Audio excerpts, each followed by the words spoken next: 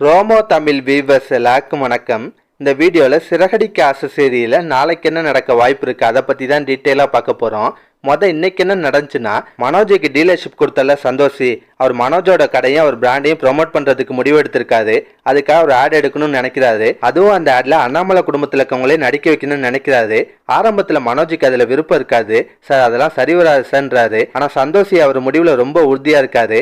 அது மட்டும் இல்லாம நடிக்கிறதுக்கு ஆளுக்கு 25,000 ரூபாய் பணம் தரேன்றாரு. பணம்னு சொன்னானே உடனே மனோஜ் ஓகே சொல்லிடுவாரு.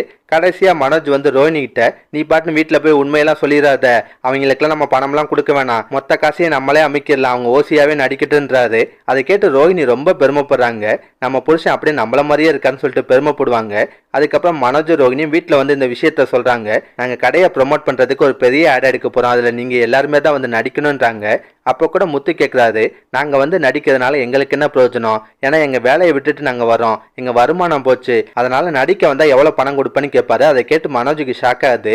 அதோட தான் இன்னைக்கு சீரியலை முடிச்சிருந்தாங்க. இதுக்கப்புறம் நடக்கும்னா, மனோஜ் முத்தை பார்த்து, என்னடா நீ நம்ம கடையை ப்ரொமோட் பண்ணுறதுக்கு ஆட் எடுக்கிறோம், அதில் நடிக்க கூட நீ காசு கேட்பியா, ஏன்டா அப்படி இருக்குன்னு சொல்லிட்டு ரொம்ப சென்டிமெண்ட்டாக பேசுவார். அண்ணாமலையும் முத்தை பார்த்து, விட்றா முத்து, என்னதான் இருந்தாலும் அவன் அண்ணன் தானே, அவனுக்காக நம்ம போய் நடிப்போன்றாரு. முத்தும் சரின்னு ஒத்துப்பாரு. ஒரு வழியாக மனோஜ் ஃப்ரீயாகவே எல்லாருமே நடிக்கிறதுக்கு ஏற்பாடு பண்ணிட்டாரு.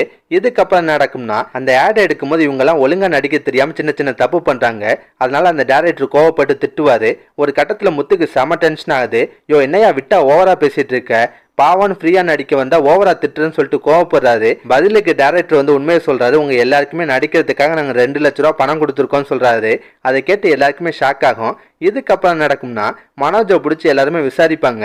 முத்தெல்லாம் மிரட்டுறாரு. ஏன்டா எங்களே ஏமாத்த பாக்குறியா, ஒழுங்கா எங்க பங்கு காசு 1.5 லட்ச ரூபா பணத்தை கொடுன்னு சொல்லிட்டு மிரட்டி வாங்கிடுவாரு.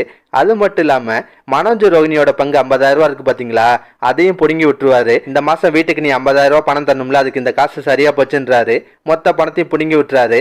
மனோஜுக்கு பயங்கர ஏமாற்றமா இருக்கும். இதை தவிர ரோஹினி பார்வதி வீட்டுல இருந்து 2 லட்ச ரூபா பணத்தை ஆட்டையப்பட்டாங்கல்ல, அந்த பழி மீனா மேல விழுக போகுது. ஆமாங்க, அதை பத்தி ஒரு வீடியோ நேத்தே டீட்டெயிலா போட்டேன். அந்த வீடியோட லிங்க் ஐ பட்டன்ல தரேன், அந்த வீடியோவையும் பாருங்க. இந்த வீடியோ பத்தி உங்க கருத்தை நான் மறக்காம கமெண்ட்ல சொல்லுங்க. இந்த வீடியோ பிடிச்சினா ஒரு லைக் தட்டுங்க. நம்ம சேனல் ப்ரோமோ தமிழ் ரிவ்யூஸ் இதுவரை சப்ஸ்கிரைப் பண்ணலாம், ப்ளீஸ் கை சப்ஸ்கிரைப் பண்ணிக்கோங்க. நான் உடனே சீரியல் அப்டேட் கொடுத்துட்டே இருக்கேன். Bye guys.